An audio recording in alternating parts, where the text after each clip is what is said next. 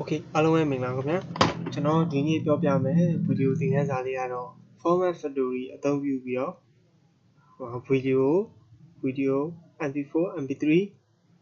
JPG စသဖြင့်ပေါ့နော်အဲ့လိုမျိုးပြောင်းတဲ့နည်းလမ်းလေးတွေကိုကျွန်တော် Format Factory ကိုအသုံးပြုပြီးတော့လုပ်ပြမှာဖြစ်ပါတယ်ဆိုတော့ကျွန်တော်တို့ Format Factory ကိုပထမဆုံးဖွင့်မယ်နော်ဆိုတော့ Format Factory ကိုဖွင့်လိုက်လို့ရှိရင်ဒီလိုလေးတွေ့ရမယ်ကျွန်တော်မှာအသုံးပြုတဲ့ version က Format Factory 4.5.5 ပါနော်ဆိုတော့ကျွန်တော်တို့ဒီမှာ video လို့ပါပါတယ်ပြီးရင် audio လို့ပါတယ် picture document run device ဒီပေါ့နော်ဆိုတော့ဒီခေါင်းလေးကတော့တိတ်တော့အရေးမကြီးပါဘူးဆိုတော့ video မှာကျွန်တော်တို့ဒီအများကြီးပါပါတယ် video mobile device တွေသုံးတာပါမယ် MP4 ပြောင်းတာပါမယ် GIF ပြောင်းတာပါမယ်ဆိုတော့ GIF ဒီများသောအားဖြင့်ဓာတ်ပုံလို့ဆိုကြပါတယ်ဒါပေမဲ့ဓာတ်ပုံဆိုမဲ့သူကဒီဓာတ်ပုံတွေကို video file ပြောင်းလို့ရတဲ့ function ပဲဖြစ်တယ်ဒီ video မှာပါတဲ့ function ပါနော်ကျွန်တော်တို့ MP4 ပြောင်းမယ်ဆိုရင် MP4 ကို click တစ်ချက်နှိပ်မယ်ပြီးရင်ဒီထက်မှာ edit file နော်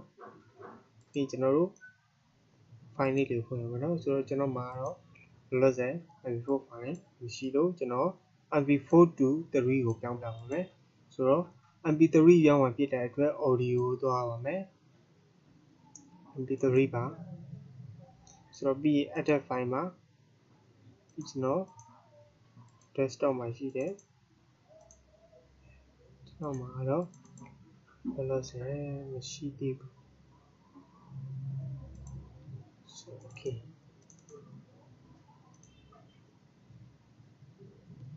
ဆိုတော့ကျွန်တော်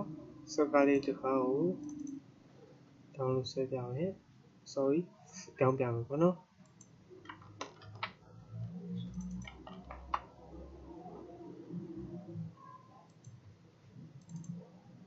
ဆိုတော့ okay ကျွန်တော်တို့ဒီ MP4 file တစ် file ပေါ့နော်ဒီ MP4 file ကိုကျွန်တော် MP3 ပြောင်းမယ်ဆိုတော့မှာ MP3 ကိုနှိပ်ပါမယ်ပြီးရင် edit file ပြီးကျွန်တော်ဒါဒီ desktop မှာရှိတာဖြစ်တဲ့အတွက် desktop ကိုရေးပြပါပြီးတော့မှဒီ file လေးကိုပြီး open နှိပ်ပါပြီးလို့ရှိရင်ကျွန်တော်တို့ okay ပါနော်ပြီးကျွန်တော် start ဆိုပြီးနှိပ်လိုက်ပါတယ်ပြီးသူကပြောင်းနေပြီပေါ့နော်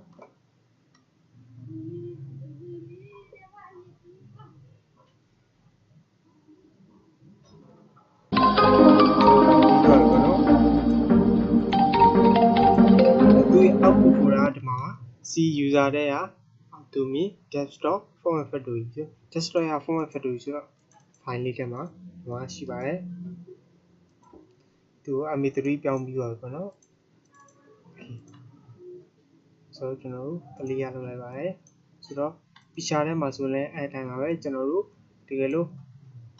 Facebook ကပုံလေးတွေကိုကျွန်တော်တို့ Photoshop မှာဖွင့်မယ်ဆိုလို့ရှိရင်လည်းဒီမှာ JPG ပြောင်းမှာပေါ့နော်အဲဆို JPG ကိုနှိပ်လိုက်တယ်ပြီးရင် edit file ထဲမှာကျွန်တော်တို့ရှား file လေးတွေကိုနှိပ်လိုက်တယ်ရှားထဲမှာ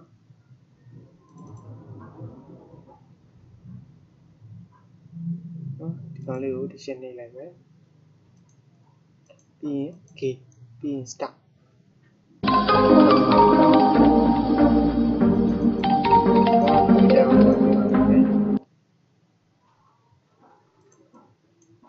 profile system မှာသူက JPG ဖြစ်နေပါတယ်နော်ဒါလို့ဆိုရင်တော့ format factory ကိုအသုံးပြနည်းနားလည်ကြမှာထင်တယ်ဆိုတော့ဒီ room တွေထဲမှာဆိုလဲဆိုကျွန်တော်တို့ DVD to video file ကျွန်တော်တို့ DVD to video file ဆိုလို့ရှိရင်ကျွန်တော်တို့ရဲ့ DVD ထဲမှာအခွေထည့်ထားပါမယ်အခွေထည့်ပြီးရင်သူကဒီလိုမျိုးပေါ်လာလိမ့်မယ် DVD ဆိုတာပြီးရင်ကျွန်တော်တို့ပြောင်းမဲ့ format ကပါလဲ MP4 ဆို MP4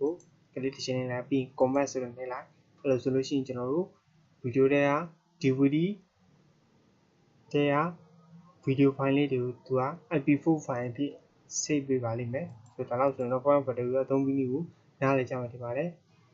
ကြည့်ရှုအားပေးတဲ့အတွက်ကျေးဇူးတင်ပါတယ်ခင်ဗျာ